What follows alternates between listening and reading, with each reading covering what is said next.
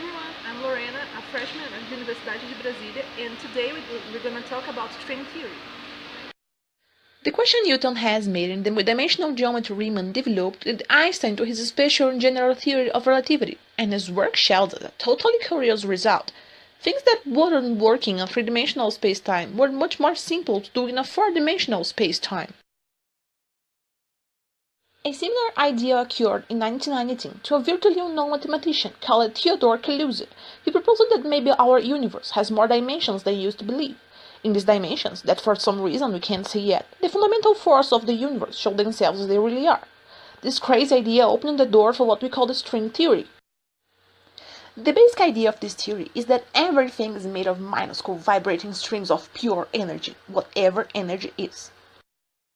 Just like the vibrating strings of a violin produce patterns of vibrations in defining frequencies that we call musical notes, the nature also plays its own instrument, but instead of musical notes, it produces fundamental particles that construct the entire world around us.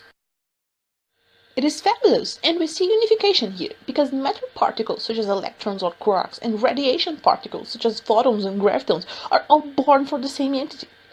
Thus, in the words of Brian Greene, matter and force of nature are all put together under the rubric of vibrating strings. Created using Powtoon.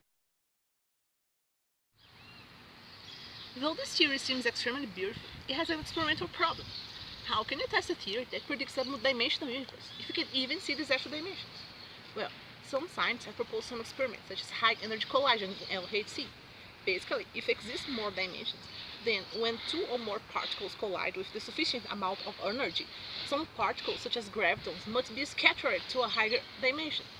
Then science could be able to see it by measuring the amount of energy that disappeared from the system.